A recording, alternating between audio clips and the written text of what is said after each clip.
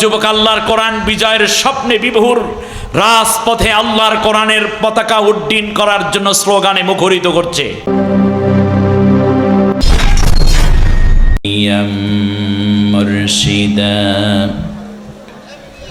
ونشهد أن سيدنا وحبيبنا ومولانا محمد صلى الله عليه وعلى آله وسلم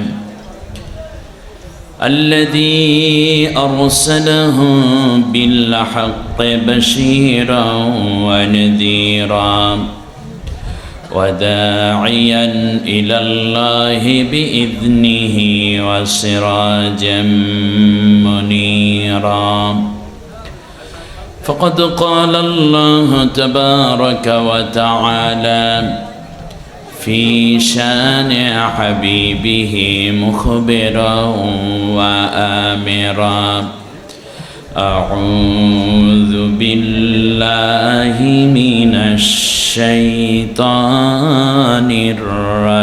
الرجيم জবান খুলুন, আমার সঙ্গে সকলে আল্লাহর কোরআন পড়ুন। শয়তান এতক্ষণ পর্যন্ত আপনাকে ওয়াসওয়াসা দেয়নি, কারণ সরাসরি কোরআনের আলোচনা ছিল না। এ পৃথিবীতে কোনো বই পড়ার আগে আল্লাহ আউযুবিল্লাহ পড়তে বলেন নাই, শুধুমাত্র কোরআন পড়ার আগে আউযুবিল্লাহ পড়তে বলেছেন, ঠিক না? আল্লাহ বলছেন ফাইদা করাআতাল কোরআনা ফাস্তাইদ বিল্লাহি মিনাশ শাইতানির রাজিম। হে ঈমানদারেরা, কোরআন তেলাওয়াত করার আগে আউযুবিল্লাহ পড়ে নিও, শয়তান থেকে আমার কাছে পানা চেয়ে নিও। তার কারণ কালাম কার কথা? আল্লাহর কথা। শয়তান চায় না বান্দা কোরআন শুনুক, এটা চায় না। আপনি অন্য কেতাবের তালিম হোক, এটা শয়তান চায়। আপনি কোরআন বাদে অনেক কেতাবের আমল করেন, এমনকি হাদিসের আমলে নিজেকে ভরপুর করে দেন, এটাও শয়তানে কোনো বাধা দিবে না। তার কারণ ওটার মধ্যে আগের থেকেই কিছু ইসলামের দুশ্মনরা ভেজাল মিশিয়ে রাখছে, ঠিক না বলেন? তো নির্ভেজাল কেতাব আছে কোথায়? নির্ভেজাল কথা আছে, কেতাবের নাম কি?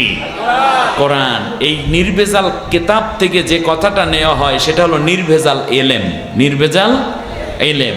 আর নির্ভেজাল এলেম দিয়ে যখন আমল করে তখন আমলটা হয় নির্ভেজাল আমল, ঠিক না বলেন? জান্নাতে যেতে হলে ভেজাল্লে আলেম ইলেম ভেজাল আমল নাকি নির্ভেজাল আমল লাগবে? এখন আমি নির্ভেজাল আমলের কথা বলবো, শয়তান কয় তাড়াতাড়ি চল। দেখছেন কিছু মানুষ ওঠা শুরু হয়ে গেছে, কারণ আল্লাহ তাআলা বলছেন ওমাই ইয়াশু আন যিকরির রাহমানি নুকাইয়িদ লাহু শাইতানান ফাহুয়া লাহু করিন। যারা আমার কোরআন থেকে দূরে যেতে চায় তাদের জন্য আমি শয়তানকে সাথী করে দিয়েছি। এই যে যারা উঠতেছে তাদেরকে নিয়ে যাচ্ছে কে বলতে পারেন? শয়তানে। ফায়াদিল্লুনাহুম আনিস সাবিলি। এই শয়তান তার সাথী হয়ে যায়, ফাহুয়া লাহু করিন। এরপর শয়তান তাকে পথভ্রষ্ট করে দেয়, আর সে মনে মনে ভাবে মাহফিল তো শুনলাম ভালোই, আসলে সে কিছুই শোনে নাই। কারণ কোরআন থেকে যখন কথা বলা হয় তখন নির্ভেজাল কথা বলা হয়। নির্ভেজাল কথায় যে আমল তৈরি হয় সেটা নির্ভেজাল আমল হয়। আর জান্নাতে যেতে নির্ভেজাল আমল দরকার। এর মানে আপনি এখন জান্নাতের দিকে রওনা করবেন, শয়তান এই মুহূর্তে আপনারে ছিনাইয়া নেবে, ঠিক না বলেন? অতএব শয়তানের পেছনে পেছনে যাবেন না। এরকম যারা, তারা ময়দানে বসে পড়েন, আর যারা শয়তানের দোসর তারা থাকতে পারবে না। তবে আমি বিশ্বাস করি আজকে শয়তানকে আমরা সবাই পরাস্ত করে, পরাজিত করে আল্লাহর কোরআনকে বিজয় দেব ইনশাআল্লাহ। কে কে পারবেন দুইটা হাত উঁচু করে আল্লাহকে সর্বপ্রথম দেখায় দেন।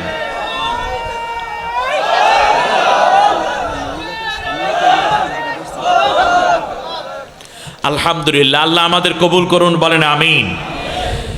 আলহামদুলিল্লাহ, আমরা সবাই মন উজাড় করে প্রাণ ভরে আল্লাহর কোরআন তিলাওয়াত করি। সবাই পড়েন আউযু বিল্লাহি মিনাশ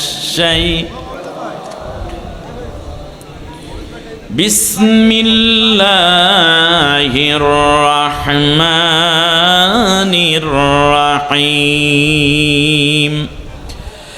ইন্নাল্লাহা ওয়া মালাইকাতাহু يصلون على النبي يا أيها الذين آمنوا صلوا عليه وسلموا تسليما اللهم صل على سيدنا محمد وعلى آل محمد كما صليت على إبراهيم وعلى آل إبراهيم إنك حميد তমসায় ঘেরা ছিল এ নিখিল জাহান মানেনি ধরায় কেহ আল্লাহর বিধান এলে নব আবতাব কাটিল আধার প্রভাত পাপিয়া কুল উঠিল গাহি বালাগাল উলা কাশাফাত দুজা বিজামালিহি হাসনাত জামিউ খিসালিহি। এই উপমহাদেশের শ্রেষ্ঠতম ওলি, সাধক এবং দিন প্রচারের মহান প্রাণ পুরুষ ওলিয়ে কামেল হযরতুল আল্লাম শাহ শেখ আফজাল রহমতুল্লাহ আলাইহির স্মরণে ৪১তম ঐতিহাসিক তাফসিরুল কোরআন মাহফিল আয়োজিত খুলনার ডুমুরিয়ায় আরশ নগরে এই শেখ শাহ আফজাল রহমতুল্লাহ জামে মসজিদ দাখিল মাদ্রাসা ও হিফজখানা এতিমখানা প্রাঙ্গণে সমাপনী লগন সম্মানিত সভাপতিত্ব করছেন জনাব আলহাজ শেখ মোহাম্মদ আবুল হোসেন, বিশিষ্ট শিক্ষাবিদ ও সমাজসেবক। কোরআনের জন্য আল্লাহ তাকে সুস্থতা এবং দীর্ঘ নেক হায়াত দান করুন বলি আমিন। আয়োজিত এই মাহফিলের সম্মানিত প্রধান অতিথি, এই এলাকার মাটি ও মানুষের বিশ্বস্ত বন্ধু, ৬ নম্বর মাগুরা ঘোনা ইউনিয়ন পরিষদের সম্মানিত চেয়ারম্যান, অত্যন্ত ভদ্র মানুষ। তার একটা কথা আমাকে খুব অনুপ্রাণিত করলো। বলছে কোরআনে যা আছে তা বলতে হবে। আমিও কোরআনে যা আছে বলবো, আল্লাহ যতটুকু তৌফিক দেন। আপনারা শুনতে পারবেন ইনশাআল্লাহ? কারণ কোরআনের কথা তো সবাই হজম করতে পারে না। কারো পেটের ভিতর মোচড় দেয়, মাথার মধ্যে ঘুরলা মারে, ঠিক না বলেন? কোরআনের কথা যদি এই জাতির সামনে বলা যেত আর জাতি যদি মেনে নিত, বাংলাদেশে আল্লাহর কোরআনের রাজ বহুত আগেই প্রতিষ্ঠিত হয়ে যেত। একদল দুষ্ট আছে কোরআনের নাম নিয়ে কোরআন বিরোধীদের সাথে আতাত করে, আর এক দল আছে সরাসরি কোরআনের কথা শুনলে গা জ্বলে, কোরআনের পাশে আসতে পারে না, কোরআনের কথা সহ্য করতে পারে না। নিঃসন্দেহে মানুষগুলো কোরআন বিরোধী আবু জেহেলের, আবু লাহাবদের প্রেতাত্মা, ঠিক না বলেন? কোরআন থেকেই কথা বলবো, কিন্তু সেই কথা যদি আপনার পীরের বিরুদ্ধে যায় তবুও কোরআনের কথাই শুনবেন। আপনি কি পারবেন? কারণ কিছু কিছু ভণ্ড পীর বের হয়েছে, কোরআনের সাথে মিলে না তাদের কথা, আছে না নাই? আছে। আবার জিজ্ঞেস করি, কোরআনের কথাই আমি বলবো, কিন্তু আপনার মুরব্বী এক স্টাইলে চিন্তা করে আর কোরআনে আল্লাহ বলেছেন আর এক রকম। আপনি কোনটা মেনে নিবেন? মুরব্বীর কথা না কোরআনের কথা? মনে থাকবে? পারবেন? আপনার মসজিদের ইমাম সাহেব বলে একরকম, বক্তা বলে একরকম, আল্লাহ কোরআনে বলেছেন আর এক রকম। কোনটা মানবেন? শেষবারে আর একটা কথা জিজ্ঞেস করি, আপনার নেতা, আপনার নেত্রী বলে একরকম, আল্লাহ রব্বুল আলামিন কোরআনে বলেছেন ভিন্ন রকম। তখন আপনি কোনটাকে বাদ দিবেন? নেতা নেত্রী, কোরআন বাদ দেবেন না নেতা নেত্রী বাদ দেবেন? অতএব কোরআনের বিপরীত হলে পীর বাদ যাবে, মুরব্বী বাদ যাবে, হুজুর বাদ যাবে, নেতা নেত্রী বাদ যাবে। আল্লাহর কোরআনকে বিজয় দিতে পারবেন যারা, তারা দুটো হাত উঁচু করে আল্লাহকে দেখিয়ে দেন।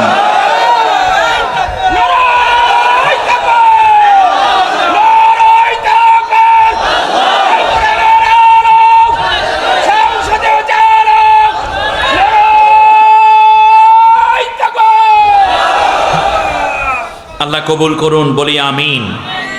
আয়োজিত এই মাহফিলে সম্মানিত উলামায়ে কেরাম, আসাদিজায়ে এজাম, খুতাবা, আইম্মায়ে মাসাজিদ, ইসলামী ব্যক্তিত্ববৃন্দ, সম্মানিত অতিথিবৃন্দ, বিশেষ করে আমার আগে কথা বলেছেন হজরত মাওলানা তাওহীদুর রহমান এবং মাওলানা আব্দুল জব্বার ফারুকী। আল্লাহ সকলের ন্যাক কথাগুলো আমাদের আমলের জন্য জড়িয়া করে দিন, বলি আমিন। 5 জন কোরআনে হাফেজ মাথায় পাগড়ি পরিধান করেছে। আল্লাহ তাআলা তাদেরকে শ্রেষ্ঠতম আলিমে দ্বীন হিসাবে কবুল করুন, বলি আমিন। সম্মানিত ভাইরা, আমি আপনাদেরকে কোরআন দিয়ে কথা বলার জন্য ওয়াদাবদ্ধ হয়েছি। আপনারাও কোরআনের কথা শোনার জন্য ওয়াদাবদ্ধ হয়েছেন।